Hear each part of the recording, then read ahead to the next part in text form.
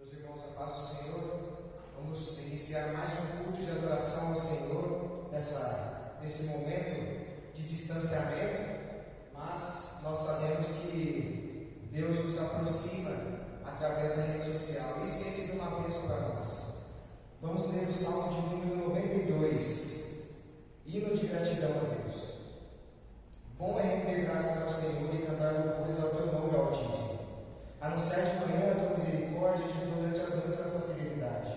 Com instrumentos de 10 cordas, com saltério e com a solenidade da harpa.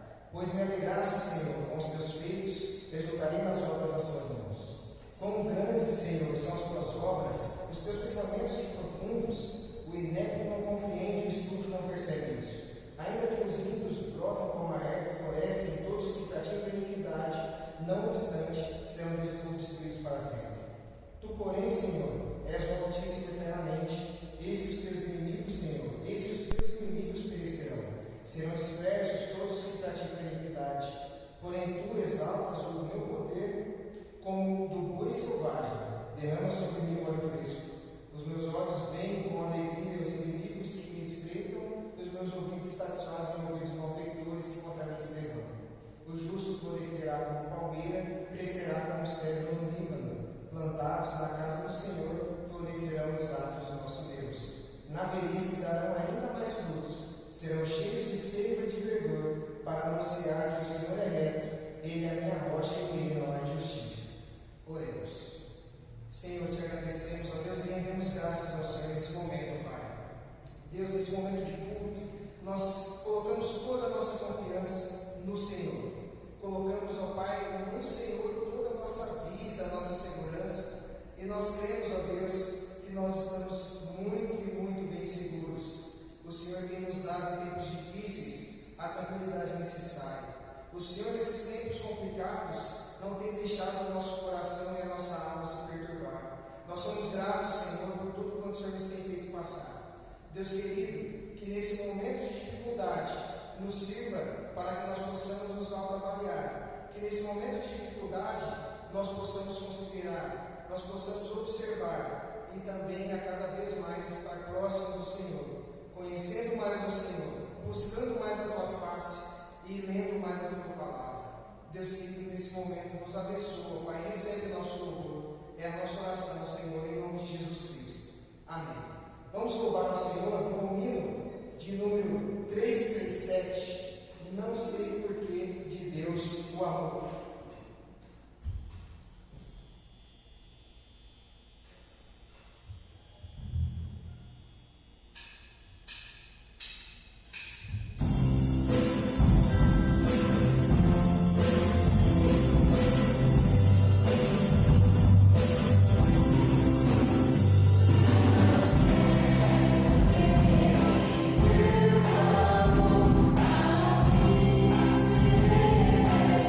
Oh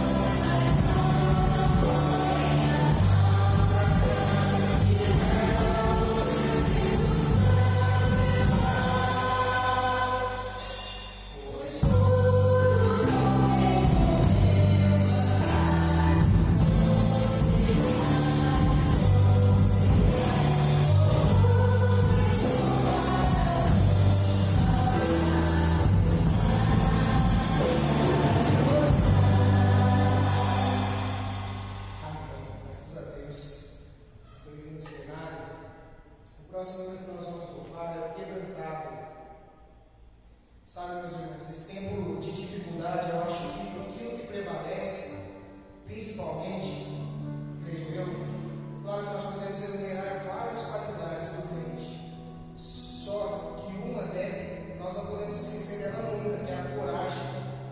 Nós precisamos ter coragem para as coisas. Nós vemos durante toda a época, toda a era que o cristianismo esteve presente, desde o começo da igreja perseguida, coragem é o lema.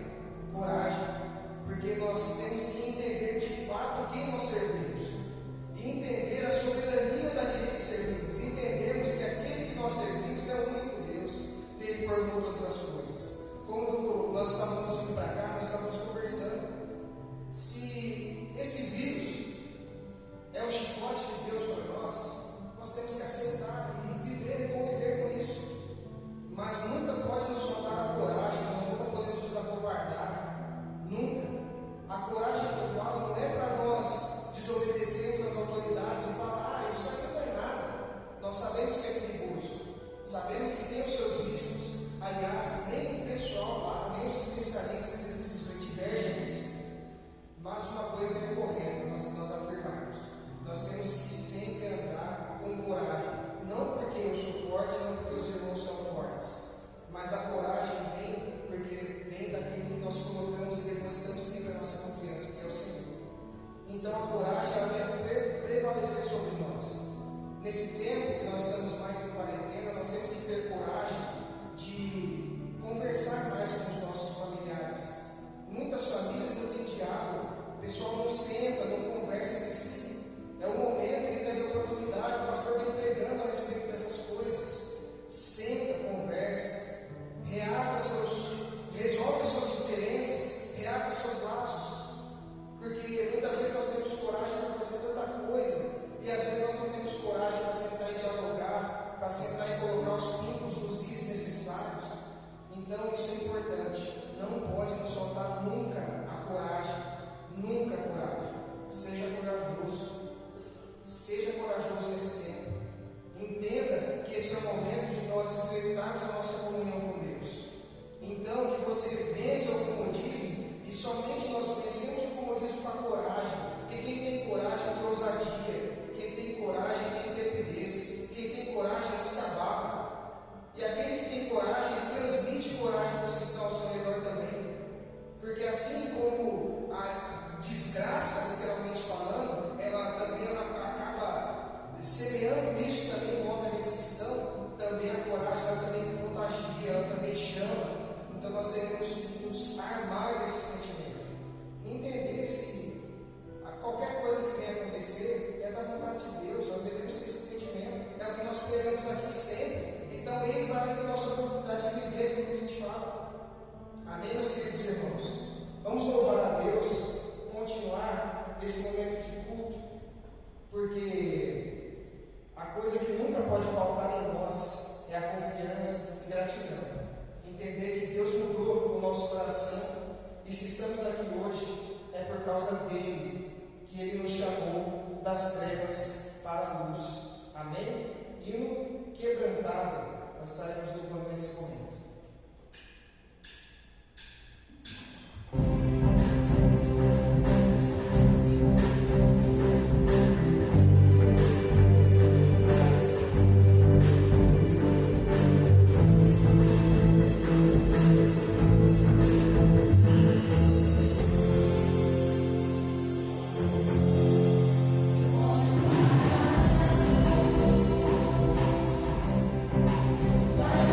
Você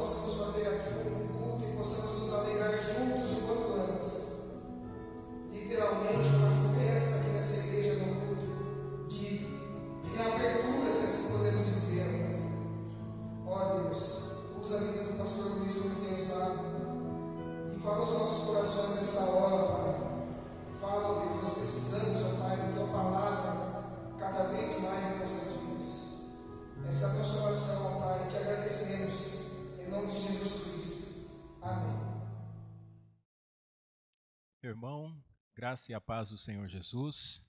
Como você está? Espero que esteja bem, que tenha tido uma semana abençoada. E nós agradecemos a Deus pela oportunidade de nos reunirmos mais uma vez para prestarmos culto a Ele. Hoje eu quero dar continuidade à série de ministrações sobre o Sermão do Monte, um dos 5 sermões de Jesus que está registrado no Evangelho de Mateus. Logo no início do seu ministério, Jesus pregou este sermão e ele ensinou aos seus discípulos sobre a diferença da vida daqueles que servem a ele, que fazem parte do reino de Deus, os macários, como eu expliquei nas pregações anteriores, em comparação à vida dos religiosos da época. Portanto, hoje nós vamos falar um pouco sobre a bondade de Deus. O tema da minha pregação é Deus é bom, e eu quero baseá-la no Evangelho de Mateus, no capítulo de número 7, e nós vamos ler do versículo 7 até o versículo de número 14. É uma passagem bastante conhecida do Evangelho, e eu gostaria que você abrisse a sua Bíblia, Evangelho de Mateus, capítulo de número 7, e nós faremos a leitura a partir do versículo 7 até o versículo de número 14. Nos diz assim a palavra de Deus: Pedi e dar-se-vos-á, buscai e encontrareis, batei e abrir-se-vos-á, porque aquele que pede recebe, e o que busca encontra, e ao que bate se abre. E qual dentre vós é o homem que, pedindo-lhe pão seu filho, lhe dará uma pedra? E pedindo-lhe peixe, lhe dará uma serpente? Se vós, pois, sendo maus, sabeis dar boas coisas aos vossos filhos, quanto mais o vosso Pai, que está nos céus, dará bens aos que lhe pedirem?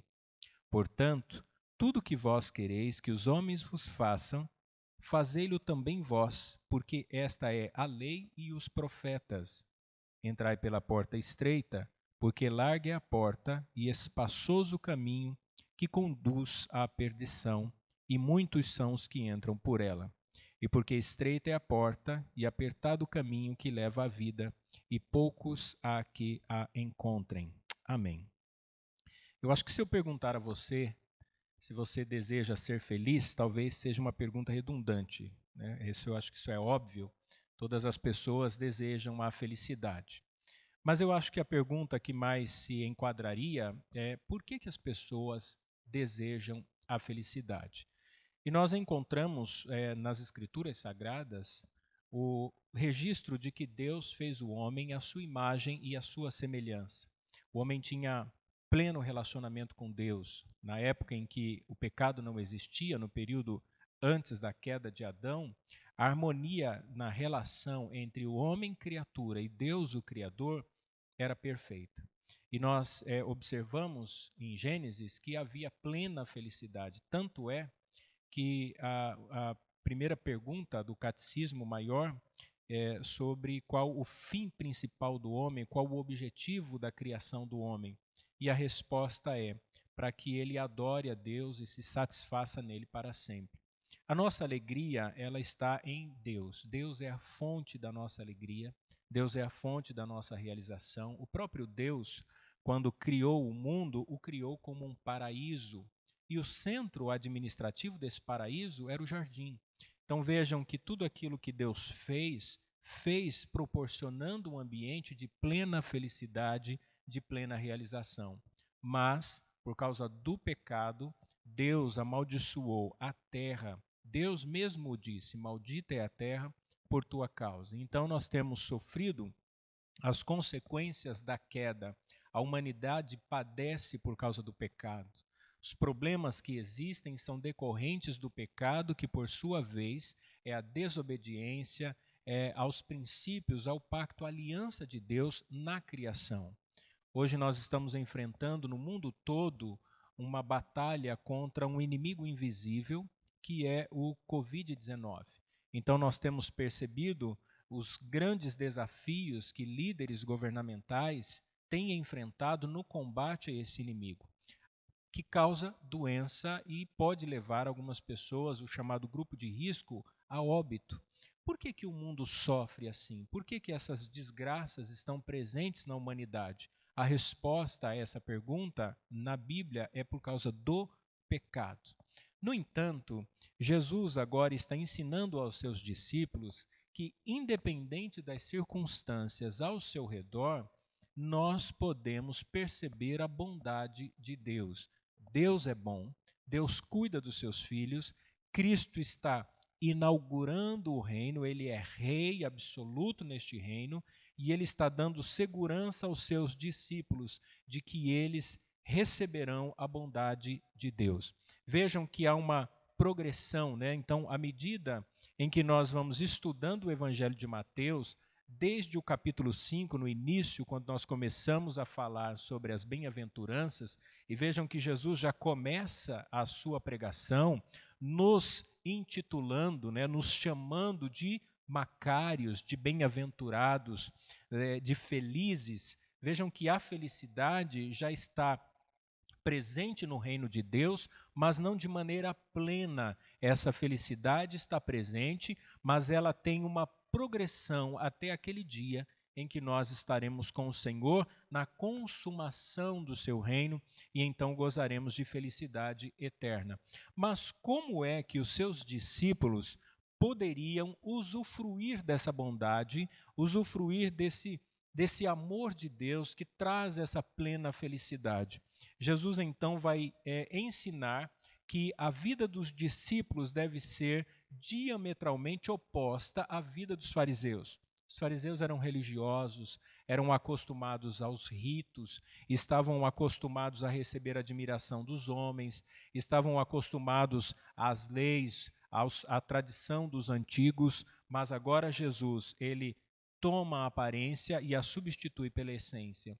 Jesus ensina que a vida não deve ser só na prática da observação dos princípios, mas deve ser na obediência. Ele interioriza os princípios da lei, que ao mesmo tempo faz com que todos os homens reconheçam que são pecadores, que são falhos, que são merecedores da condenação eterna, e ao mesmo tempo ele aponta Cristo como o cumprimento perfeito da lei e dos profetas, portanto e por causa da justiça de Jesus, que é aplicada em nós, os discípulos seus, a nossa justiça agora deve exceder a dos fariseus, porque nós passamos a entender agora o sentido pleno daquilo que Cristo veio estabelecer como cumprimento da lei de Deus. E o que é que nós extraímos aqui do capítulo 7 do Evangelho de Mateus? Vejam, o primeiro ensino de Jesus é que nós devemos ter na nossa vida a prática da oração. E ele faz isso no verso 7 e no verso 8, que diz: pedi e dar-se-vos-á, buscai e encontrareis, batei e abrir-se-vos-á, porque aquele que pede recebe, e o que busca encontra, e ao que bate se abre. Nós estamos hoje na 7ª mensagem desta série. As mensagens anteriores cuidaram em apresentar, por exemplo, a expressão da adoração. Então, há 2 mensagens atrás, na mensagem de número 5, nós falamos sobre a expressão dessa adoração a Deus. Se eu amo a Deus e se eu adoro a Deus, eu não faço isso só com a minha confissão, mas eu faço isso de maneira prática, de maneira que eu consiga externalizar, de maneira que as pessoas vejam essa luz brilhando em mim. E como é que Jesus ensinou a expressar a adoração? Ele ensinou através da generosidade, e ele vai falar das contribuições, das ofertas, do cuidado ao próximo, do amor ao próximo, e ele falou também sobre as disciplinas espirituais, sobre o cuidado com a própria vida, sobre como conduzir os nossos caminhos à luz dos ensinos de Jesus. Ele falou sobre a prática da oração, sobre a obediência aos seus ensinos e sobre a prática do jejum. E aí, no capítulo, na pregação anterior, nós aprendemos o que seria então a consequência dessa vida de adoração. E a consequência seria a retidão. Vejam que lá no capítulo 7, nos versículos anteriores, do 1 até o versículo 6, nós falamos sobre a vida com bom senso e a prática da justiça correta, né? O de julgar com a justiça correta. Então, aquele que ama a Deus, ele externaliza isso através de uma vida piedosa e ele é muito cuidadoso em como avaliar ou como julgar as circunstâncias. Agora, Jesus está nos ensinando a ter uma vida de oração. E ele nos dá aqui, nestes 2 versículos, 3 ordens, 3 imperativos. Vejam, acompanhem por gentileza na sua Bíblia e veja as palavras pedi, buscai e batei. Jesus é enfático que nós temos aqui responsabilidades. Nós, como cidadãos do reino de Deus, agora, entendendo a vontade de Deus que é revelada a nós, devemos, através destes imperativos, pedir, buscai e batei. Vejam, pedir revela o desejo, nós temos que desejar. Buscar e revela perseverança, nós temos que continuar nesta direção, obedecendo, desejando, perseverando, e batei, que revela a atitude que os discípulos deveriam ter. Algo importante, irmãos, para nós compreendermos a mensagem de Jesus é sempre interpretarmos as Escrituras tendo o pano de fundo, entendendo o contexto a que ele está mergulhado. Vejam que Jesus está numa sociedade extremamente religiosa, onde tinham vários representantes de determinadas categorias. Entre elas, eu quero citar algumas, como, por exemplo, Jesus por diversas vezes debateu com os doutores da lei, com os intérpretes da lei. Eram homens admirados e respeitados pela posição que tinham e pela responsabilidade que eles tinham de ensinar a lei de Deus. E, no entanto, eles eram perseverantes, eles tinham perseverança, né? Então eles tinham atitudes, mas eles não desejavam mudança. Eles eram cuidadosos na interpretação da lei, eles tinham um posicionamento respeitável na comunidade judaica, mas eles não estavam dispostos a mudar algumas atitudes. Como é que nós sabemos disso? Nós sabemos, por exemplo, através da parábola do bom samaritano. Quando Jesus fala sobre o amor ao próximo, Jesus está dando uma resposta a um doutor da lei. O texto diz que um doutor da lei provou Jesus, testou Jesus, fazendo-lhe esta interrogação. Uma outra liderança muito conhecida na época eram os saduceus. Estes, por sua vez, desejavam mudança.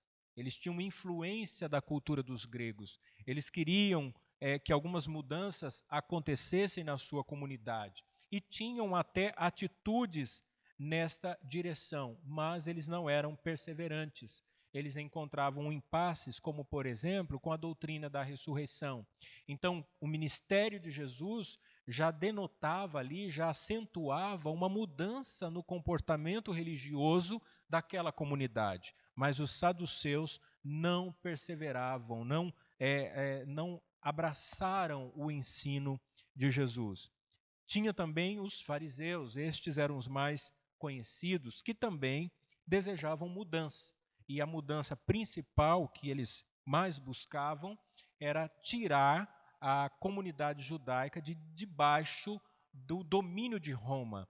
Eles não aceitavam a imposição de Roma, eles não aceitavam o domínio governamental de Roma, a expansão do império tomando a comunidade judaica e trazendo para eles vários costumes pagãos. Então os fariseus eram uma ala que representavam uma oposição e que desejavam mudanças. No entanto, eles também eram perseverantes. Perseverantes em quê? Na lei de Moisés. Havia um grupo entre os fariseus dos quais o próprio apóstolo Paulo fez parte, o chamado Hassidim, que era um grupo extremamente ortodoxo, um grupo extremamente conservador, um grupo que observava de maneira rigorosa os ensinos da lei, a ponto de criarem tradições e rituais, porque a preocupação era sempre em preservar a lei de Deus. Vejam, eles desejavam mudança, eles tinham perseverança, no entanto, eles não tinham a atitude correta. Eles não agiam corretamente. E a prova disso é que Jesus os chamava de hipócritas, de atores, de pessoas falsas, de pessoas que demonstravam com suas palavras, mas que não tinham atitudes reais, atitudes verdadeiras que corroborasse ou que confirmasse aquilo que eles estavam confessando. Por isso que Jesus usa essas expressões enfáticas, esses imperativos, olha, pedi, buscai e batei. Como é que eu vou pedir? E aqui a importância da oração, a importância de cultivar uma comunhão com Deus, de ter uma vida de intimidade com Deus, de descobrir o prazer da doce companhia de Jesus. A vida de oração nos leva a sintonizar os nossos sentimentos com a vontade de Deus. Nós estamos vivendo um período muito desafiador, porque mexeu totalmente com as nossas estruturas, com os nossos costumes.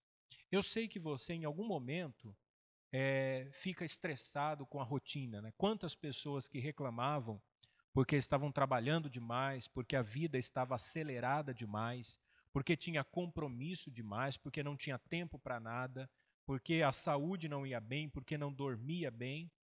Então essas pessoas tinham uma rotina e reclamavam dessa rotina. Hoje, nós sentimos falta da rotina, porque a rotina é importante. Agora, isto também mexeu com a vida religiosa de muita gente, porque muitos só oravam quando iam no espaço de culto, quando se reuniam publicamente com seus irmãos. E como nós não estamos mais fazendo isso durante algumas semanas, é notável que algumas pessoas não conseguem exercitar uma vida de oração. Então vejam como nós também, aqui em comparação aos fariseus, nós também nos apegamos a uma estrutura religiosa. Nós também nos apegamos a práticas religiosas que criam uma esfera, uma capa de que nós somos espirituais, quando na verdade nós não temos essa espiritualidade toda que é anunciada. Vejam como dizia um famoso pregador puritano, Charles Spurgeon, aquele que finge ter uma espiritualidade que não tem é como a pompa de uma funerária. Então tem muita gente que na verdade tem toda aquela beleza, mas o que se tem ali é um defunto, é alguém que está morto espiritualmente. Nós precisamos exercitar a vida de oração. O apóstolo Paulo, escrevendo à igreja de Éfeso, no capítulo 6, versículo 18, ele nos dá 4 posturas importantes para que nós tenhamos uma boa vida de oração. Vejam os conselhos de Paulo. Primeiro, orem no Espírito. Aqui Paulo está falando sobre adoração. Deus é Espírito, é o que Jesus disse à mulher samaritana. E importa que os seus adoradores o adorem em espírito e em verdade. Qual era o questionamento daquela mulher? O questionamento era: Senhor, qual o lugar físico, geográfico, qual é o espaço onde Deus deve ser adorado? Lá no monte em Gerizim ou no templo em Jerusalém? Jesus não está preocupado com o lugar, e ele diz que os verdadeiros adoradores o adoram em espírito e em verdade.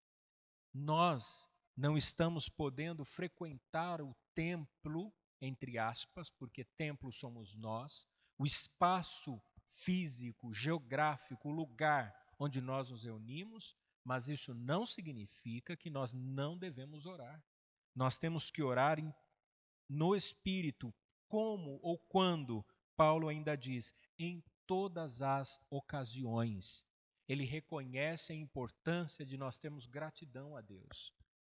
Em época de pandemia, em época de crise, em época de sofrimento, em época de fartura ou em época de necessidade. Em época em que tudo vai bem, como em época em que as coisas vão mal. em todas as ocasiões. Esta é uma ocasião oportuna. Deus está nos proporcionando um momento para nós exercitarmos a vida de oração. Como agora? Vejam, com súplicas, com confissão. Nós temos que clamar a Deus. Amanhã há uma mobilização nas igrejas de todo o Brasil para que os cristãos orem a Deus, confessem os seus pecados, jejuem, clamem a Deus para que tenha misericórdia da nossa nação. E o versículo utilizado nos nossos anúncios nas redes sociais tem sido 2 Crônicas 7,14. Se o meu povo, que se chama pelo meu nome, se humilhar e orar, se arrepender dos seus maus caminhos e me buscar, então eu ouvirei dos céus, perdoarei os seus pecados e curarei a sua terra. Agora, é importante nós entendermos esse versículo. Como é que isso acontece? É só clamar a Deus para que Deus tenha misericórdia de nós? Não. Vejam que nessa passagem, Salomão está consagrando aquele templo maravilhoso, grandioso ao Senhor. Ele então, depois de consagrar aquele templo, diante de uma assembleia solene, a resposta de Deus a Salomão não foi que Deus ficou impressionado com a construção. Deus não ficou impressionado com a riqueza do governo de Salomão. Deus não ficou impressionado com as relações políticas internacionais da época, não. Deus chamou a atenção do povo para que o povo se humilhasse, se arrependesse, se convertesse dos seus maus caminhos, ou seja, mudasse as suas atitudes. A oração requer arrependimento, confissão e humilhação. Nós estamos sendo convocados a uma vida de arrependimento, de confissão. Pedi, disse Jesus, arrependei-vos, orem, clamem. E a quarta postura é por todos os homens. Aí sim nós passamos a interceder. Aí sim nós entendemos que há um desejo coletivo, tirando-nos da zona de conforto, tirando-nos da redoma do egoísmo, do individualismo, passando a pensar nos outros. Esses dias eu tenho ouvido muitas pessoas falando sobre solidariedade, sobre a importância de nós ajudarmos uns aos outros. Uma linguagem que não era tão comum antigamente. Uma linguagem que estava faltando à realidade do brasileiro, mas que agora está aflorando. Por quê? Porque nós estamos em uma circunstância que nos leva a pensar dessa maneira. Jesus está nos convocando e ele diz assim: buscai. Veja, todo crente deve buscar mudança. Todo crente deve desejar essa mudança que parte do princípio de que nós conhecemos a Deus, sua vontade é revelada a nós, agora o nosso coração está aberto para essas novas experiências, para esse novo tipo de vida, novas atitudes. Jesus está falando com seus discípulos. Jesus está chamando a atenção dos seus discípulos para que eles não vivam como viviam os fariseus. Vocês agora devem ter uma vida diferente. Busquem essa mudança. Procurem por esta mudança. Isto é conversão. Conversão não é um evento único na história da nossa vida. Conversão é um processo. A conversão não é algo que aconteceu lá no passado, no dia em que você imaginou, na sua vã maneira de pensar, que você aceitou Jesus. Não é isso. Na verdade, nós fomos atraídos a Ele por sua infinita graça. E a conversão, ela começa por causa da fé, que também é um dom que Ele gera no nosso coração. E agora, por causa desta fé, nós nos apropriamos da justiça de Cristo, justificados, pois, pela fé, agora nós obedecemos à sua vontade. E é neste caminho árduo da obediência, da renúncia, da busca pela santidade, que tem o início de uma longa caminhada progressiva, que vai culminar só quando Cristo voltar. Quando então o poder do pecado for removido, quando a nossa estrutura física, a nossa humanidade será revestida de incorruptibilidade. Aquilo que é mortal será revestido de imortalidade. Mas enquanto isto não acontece, Nós temos que batalhar, nós temos que lutar para que este processo de transformação seja sempre constante em nós, com vida de oração, obediência à palavra de Deus. Vejam, no Novo Testamento, a palavra grega que aponta para a conversão, ela pode ser entendida de maneiras parecidas, mas não a mesma coisa. Por exemplo, eu tenho a palavra epístrefo, que pode significar virar-se, dar meia volta. Então, conversão no Novo Testamento significa que alguém que entendeu o Evangelho mudou o caminho. É como se você estivesse indo numa avenida e fizesse uma conversão. É literalmente uma conversão. Você se converteu. Então você está mudando os seus caminhos por causa da palavra de Deus. Agora também significa no grego metabalo, que é mudar ou transformar. Não é só mudar o sentido, a direção, mas é transformar as atitudes, porque na sua forma verbal, metanoeio, de onde vem metanoia, significa mudança de mente. Vejam, o que Jesus está ensinando os seus discípulos é que este processo, que vem por pedir e por buscar, é um processo longo, é um processo que vai exigir de nós renúncia e mudanças comportamentais. É um processo que vai ser testado numa ambiência como essa em que nós estamos agora, diante de uma crise mundial, que nós temos a oportunidade de exercitarmos a nossa espiritualidade, a nossa cristandade ao mundo e dar um bom testemunho. Então vejam que nós somos convocados a essa mudança. E aí, por fim, ele diz: batei. Então, o crente deve ter a atitude para externar essa mudança que aconteceu na sua vida. Então, alcançados pela graça de Deus, agora convertidos dos seus maus caminhos, nós começamos a demonstrar ao mundo o que Cristo fez em nós e o que Ele pode fazer através de nós. E aqui caberia uma pergunta tranquilamente. A pergunta que eu faço é: você é mais crente hoje do que era antes desta pandemia? Você é um cristão mais maduro hoje do que antes desta crise que nós estamos enfrentando? Neste ambiente em que você está, de ficar confinado na sua casa, de se sentir temeroso e inseguro com relação ao futuro, de ter a sua liberdade de ir e vir restrita por causa da lei ou do decreto do isolamento social, isso tem feito com que você seja um crente mais próximo de Deus, que tenha mais comunhão? Como está a sua vida? Você tem orado mais? Eu acho que esse é um momento em que nós deveríamos pensar um pouco sobre isso. Pensar como nós podemos alcançar as pessoas à nossa volta através do nosso testemunho. Como tem sido a nossa vida? Então vejam que Jesus está dando orientações práticas aos seus discípulos para que eles não incorram no mesmo erro dos fariseus de viverem na aparência da religião. O segundo ensino de Jesus é que nós não devemos menosprezar o amor de Deus. Diante do atual quadro, algumas pessoas são tentadas a pensar que Deus não nos ama. Ué, mas Deus não tem cuidado de nós? Veja o que diz o verso 9 ao verso 11. E qual dentre vós é o homem que, pedindo-lhe pão, o seu filho lhe dará uma pedra, e pedindo-lhe peixe, lhe dará uma serpente? Se vós, ou seja, se nós humanos, que somos maus, mas na condição de pais, sabemos dar boas coisas aos nossos filhos, quanto mais o vosso Pai que estás nos céus dará bens aos que lhe pedirem. E aqui, irmãos, nós aprendemos que o amor de Deus não pode jamais ser medido por circunstâncias externas.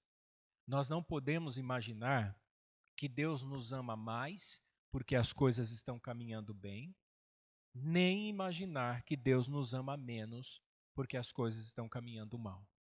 E eu posso colocar isso aqui num lado mais comprometedor para nós. Nós não podemos imaginar que Deus está aprovando as nossas atitudes porque as coisas estão indo bem, e nós também não podemos imaginar que Deus está reprovando as nossas atitudes porque as coisas estão indo mal. Não tem como nós medirmos o amor de Deus por circunstâncias eternas. Externas. Sabe por quê? Porque Deus é Pai e Ele é um Pai eterno. E se nós, olha o que Jesus disse, como seres humanos, como falhos, como pecadores, procuramos fazer o melhor para o nosso filho, quanto mais nosso Pai Celestial. E ele vai usar aqui a analogia do pão e do peixe. Imagine essa cena. Um filho pedindo pão e um pai lhe dando uma pedra. Um filho pedindo peixe e o pai lhe dando uma serpente.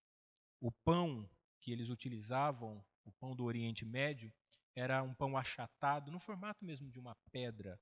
Muito estranho, né? Nós estamos acostumados com pãozinho francês. Mas era um pão muito semelhante ao estilo de uma pedra. O peixe aqui talvez seja uma enguia, parecido com uma cobra. Vejam que Jesus está dizendo, se vocês são maus, mas mesmo assim vocês não teriam a coragem de enganar os filhos de vocês, passando-lhe uma pedra como se fosse pão, ou uma serpente como se fosse peixe. Verso 11, se vós, pois, sendo maus, sabeis dar boas coisas a vossos filhos, quanto mais o vosso Pai que estás nos céus dará bens aos que lhe pedirem. Eu quero dizer a você, Deus não faz propaganda enganosa. Se Jesus nos garante aqui que Deus cuida de nós, é porque de fato Ele cuida. Há muita gente que às vezes diz assim, mas Deus me prometeu que ia fazer isso ou que Deus ia fazer aquilo, mas Deus não está fazendo. E aí a minha pergunta é, como foi que Deus te prometeu? Eu sei que há muitas pessoas que dizem assim, fulano me entregou uma profecia, ciclano me entregou uma revelação, dizendo, confirmando que Deus de fato ia fazer isso e Deus não fez.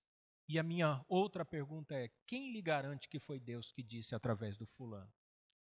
A única maneira segura que nós temos de que Deus fala é através da sua palavra. A revelação clara e definitiva de sua vontade. Deus não tem compromisso com ninguém. Deus tem compromisso com sua santa e bendita palavra. Por isso é que a sua palavra é que nós nos apegamos, é que nós confiamos. Então, não menospreze o amor de Deus. Não pense que Deus não está cuidando dos seus. Deus é um pai que ama os seus filhos. E se você é filho de Deus, entenda que Deus está cuidando de você. Às vezes, como pai, nós podemos submeter os nossos filhos a atos disciplinares. Nós, às vezes, cortamos algumas regalias. Às vezes, nós precisamos dar uma real nos nossos filhos, falar para eles do que eles precisam melhorar, de como eles devem se comportar. Seria um absurdo um pai achar que está educando corretamente o seu filho, dando-lhe tudo o que o filho quer. Não é assim. Da mesma forma, Deus sabe do que nós necessitamos. Jesus, lá no capítulo 6, ensinou isso aos discípulos. Estavam preocupados com a comida, com a bebida, com a vestimenta. Ele disse assim, olha, observem as aves. Elas não trabalham, não juntam em celeiros. No entanto, vosso Pai Celestial nunca deixou que qualquer uma delas passasse por necessidade. Veja os lírios do campo, que hoje estão lindos e maravilhosos, amanhã murcham, secam-se e a sua glória se vai. Essas comparações com as coisas simples da vida devem nos chamar a atenção. Deus sabe de tudo que nós necessitamos. E se nós estamos passando por dias difíceis, se nós estamos passando por momentos de tribulação, é porque Ele está forjando o nosso caráter. É porque Ele está nos dando amadurecimento. O sofrimento faz parte da vida cristã. A vida cristã não é um mar de rosas. A vida cristã é uma vida de peregrinação.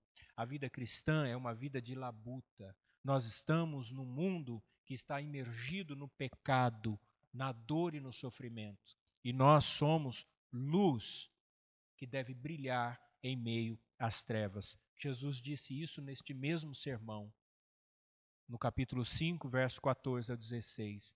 Não se pode esconder uma cidade situada sobre uma montanha, nem se acende uma luz para colocá-la debaixo do alqueire, mas sim para colocá-la sobre o candeeiro, a fim de que brilhe a todos os que estão em casa. Assim, brilhe a vossa luz diante dos homens, para que vejam as vossas boas obras e glorifiquem o vosso Pai que estás nos céus. Esta é a oportunidade que Deus está nos dando, para nós brilharmos como luzeiros no mundo. Assim como Israel, no Antigo Testamento, era a nação santa e eleita, para ser luzeiro entre as nações, assim somos nós, a igreja, sacerdócio real, povo adquirido, para que nossa luz, que é Cristo, brilhe entre os homens, brilhe no meio da escuridão. Terceira lição de Jesus para nós: não abandone a piedade. Veja o que ele diz no versículo 12. Portanto, tudo o que vós quereis que os homens vos façam, fazei-lo também vós, porque esta é a lei e os profetas. Notem que Jesus, mais uma vez, chama a atenção dos seus discípulos. Observem o comportamento dos fariseus. Eles agem de uma maneira, mas diante dos homens, para serem vistos e admirados, mas não agem assim na vida pessoal, na vida íntima, na sua privacidade. São pessoas voltadas a práticas que eles mesmos condenam. Nós, portanto, devemos ter uma vida piedosa. E na teologia bíblica, meus irmãos, há uma explicação muito interessante sobre o que é piedade, e eu acho que vai ajudar bastante nós entendermos. Ouça, piedade consiste em um sentimento sincero que ama a Deus como Pai e o reverencia como Senhor. Apropria-se de sua justiça e teme mais ofendê-lo do que enfrentar a morte. Nós estamos diante de um conflito, uma crise governamental, uma crise que vai ser mais para frente econômica, uma crise na saúde pública, e nós estamos enfrentando crises familiares, conflitos pessoais, e nós temos aqui um grande desafio. E o nosso desafio é temer, aborrecer a Deus, ou não reverenciar a Deus como Senhor, mais do que as próprias circunstâncias. Tem gente que tem mais medo de passar necessidade do que ser condenada ao inferno. Nós temos que pensar em Deus como governador soberano. É Ele que está conduzindo a história. Então a piedade é essa reverência a Deus. João Calvino, nas Institutas, vai dizer: chamo de piedade aquela reverência unida ao amor de Deus, o amor que é fruto do conhecimento dos seus benefícios. Então eu conheço a Deus, eu sei o que Deus tem feito e quais os benefícios, quais as bênçãos que Deus tem nos dado. A alegria da salvação, a expectativa de eternidade, a libertação da escravidão do pecado. Então, tendo gratidão, gozo, por causa do entendimento desses benefícios, então o fruto que eu vou produzir é uma vida de piedade. Então, Jesus está dizendo isto para que os discípulos não atuem, não sejam, não se comportem como os fariseus, porque os fariseus faziam isso como cumprimento da lei. E Jesus está dizendo que vocês não podem viver assim, porque esta é a lei e os profetas. E aqui é conhecido entre os judeus como a regra de ouro, né? A lei e os profetas, apontando para o cumprimento de Levítico 19, 18. Amarás o teu próximo como a ti mesmo. Veja que em todo momento Jesus está ensinando o relacionamento vertical e o relacionamento horizontal. Então eu amo a Deus, Deus me salvou da condenação eterna, portanto eu amo aqueles que estão próximos de mim. Sendo assim, Jesus está ensinando aos discípulos lições importantes que se aplicam a nós. 4 lições que eu destaco rapidamente aqui. Primeiro, nunca coloque em segundo plano aquilo que deve ser prioritário. A vida de oração, a vida de piedade, amar a Deus é prioridade na nossa vida. Não coloque em segundo plano. Não tenha as coisas materiais como prioritárias na sua vida. Não tenha relacionamentos afetivos como prioritários na sua vida. Não é o seu filho, não é a sua esposa, não é o seu marido, não é a sua empresa, não são os seus recursos financeiros. A sua prioridade é amar a Deus, é ter uma vida diante do Senhor.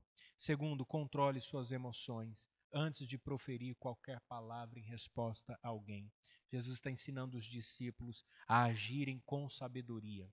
Os fariseus ofendiam, eram extremamente agressivos, julgavam, condenavam a todos. Jesus está ensinando os discípulos a viverem de maneira cautelosa, cuidadosa, tirando a trave do olho para reparar o cisco no olho do outro. Terceiro, tome consciência dos seus atos e procure reparação. Perceba, olhe para a sua vida, veja quais atitudes que você tem tido que não agradam a Deus. Pare de agir assim. Tenha mudança de comportamento. O que está faltando na sua vida? Procure corrigir os erros. Procure melhorar. Procure reparação. Quarto, sofra o dano, porque vale a pena. Não murmure. A murmuração é a música que se canta no inferno, como diz Reverendo Hernando Dias Lopes. Não murmure, não reclame, não questione a Deus. Entenda, se submeta, ame a Deus e Ele vai cuidar de você. Quarta e última lição de Jesus. Devemos nos manter perseverantes, é o que ele diz, verso 13 e verso 14. Entrai pela porta estreita, porque larga é a porta e espaçoso o caminho que conduz à perdição, e muitos são os que entram por ela. E porque estreita é a porta e apertado o caminho que leva à vida, e poucos há que a encontrem. Vejam, Jesus vai apresentar para nós aqui uma ordem muito interessante. Ele fala sobre porta e sobre caminho. Então, há uma porta diante de nós. Nós vamos entrar nessa porta. Ela pode ser uma porta larga ou ela pode ser uma porta estreita. E o caminho que vem depois dela pode ser também um caminho estreito ou um caminho espaçoso. O que Jesus está nos ensinando aqui? Jesus está nos ensinando que o reino de Deus requer sofrimento. A porta estreita é o desafio que nós temos diante de nós. Muita gente gosta de tranquilidade. Muitas pessoas gostam do caminho espaçoso, do cada cabeça sua sentença, do ninguém tem nada a ver com a minha vida, da expressão eu sou dono do meu próprio nariz, eu não aceito que me deem regras que digam para mim o que eu tenho que fazer ou deixar de fazer. Dizem que o cristianismo é uma religião ultrapassada, que a Bíblia é um livro ultrapassado, que os cristãos são pessoas cheias de regras e que essas pessoas não têm condições alguma de avaliar a vida ou o mundo à sua volta. Mas me parece que Jesus está nos ensinando aqui que é seguir o caminho espaçoso, o caminho da falta de comprometimento, o caminho da falta de responsabilidade, é o caminho que conduz à morte. E eu posso reafirmar isso com Provérbios 16, 25, que diz: há um caminho que parece direito ao homem, mas o seu fim são os caminhos de morte. Eu sei que há muita gente que questiona e diz assim: olha, eu posso me prostituir, eu posso praticar a corrupção, eu posso viver uma vida de mentira, eu posso viver dissolutamente. A minha resposta é: pode, claro que pode, todos nós podemos. Quem quer viver de maneira pecaminosa pode. O que nós não podemos é acreditar que nós vamos entrar no reino dos céus vivendo dessa maneira. Jesus está chamando a responsabilidade aos seus discípulos, por isso que ele diz, porta estreita. E a porta estreita aqui é esse desafio de entrar no reino de Deus, que vem depois dele um caminho estreito. Notem que lá no começo, quando ele falou sobre o pedir, sobre buscar e sobre bater, sobre desejar, sobre perseverar, sobre ter atitude, ele continua falando a mesma coisa. A inferência do raciocínio de Jesus é o mesmo, é perfeito. Ele não está dissociando vida de oração de uma vida de obediência. Então, é clamar a Deus, se arrepender dos seus pecados, mas também permanecer nesta trajetória. A vida cristã, ela é crescente e ascendente. Ela é para frente e para cima, ela é progressiva, nós estamos caminhando.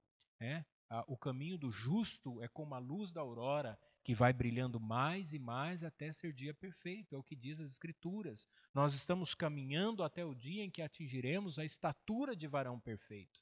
Então nós estamos buscando essa santidade, clamando a Deus, endireitando os nossos caminhos. Por isso que Paulo, escrevendo segunda carta aos Coríntios, capítulo 5, versículo 17, diz: assim que se alguém está em Cristo, nova criatura é. As coisas velhas já passaram, eis que tudo se fez novo. Então, o convite de Jesus aos seus discípulos é que eles tenham uma vida diferente da dos fariseus. Os fariseus tinham uma vida regalada na religiosidade. Os discípulos deveriam ter uma vida de submissão e obediência no reino de Deus.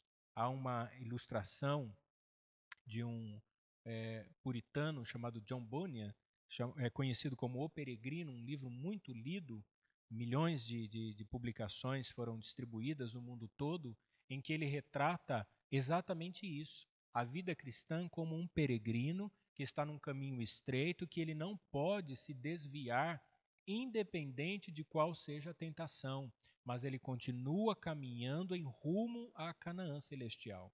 Então, assim somos nós, em meio à crise, em meio à pandemia, em meio às dificuldades, ao confinamento, talvez aí à falta de recursos, mas continuamos caminhando, porque Deus é bom.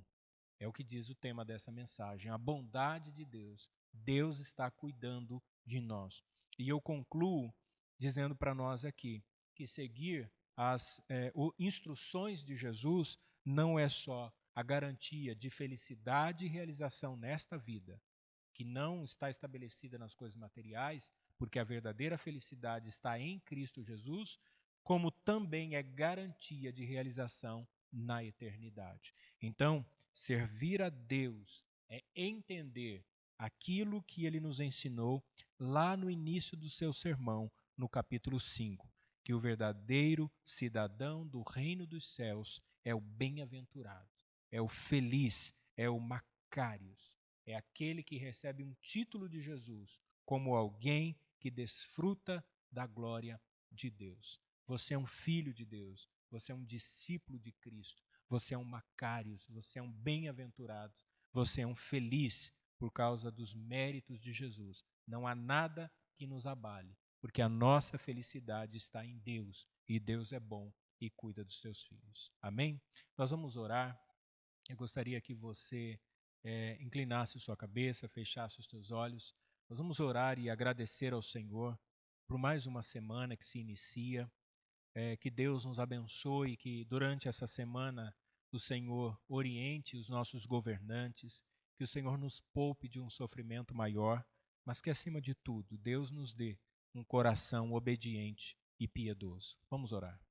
Querido Deus, eu agradeço ao Senhor por mais uma vez poder expressar a minha gratidão e a minha alegria em servi-lo ao Senhor, e principalmente através do ministério pastoral. Mesmo não tendo os membros da igreja aqui próximos, eu sei que eles estão acompanhando através das mídias sociais. E eu quero pedir ao Senhor que cuide de cada um deles, que o Senhor fortaleça os meus irmãos, aqueles que estão ansiosos, preocupados, abatidos, talvez até tristes, talvez alguns tenham chorado, estão desanimados. O Senhor traga consolo ao coração. Que o teu Espírito Santo visite os meus irmãos nesse momento, traga paz, traga alegria, que o Senhor fortaleça os laços familiares, que o Senhor traga despertamento espiritual, que o Senhor, ó Deus, levante intercessores, os irmãos e irmãs que estão engajados nos relógios de oração que nós estipulamos na nossa igreja durante esses dias. Que o Senhor abençoe, que o Senhor continue sustentando o povo desta igreja, que o Senhor continue dando graça e sabedoria para que eles atravessem essa pandemia cientes de que o Senhor é bom e tem cuidado de nós. Nós oramos em nome de Jesus. Amém.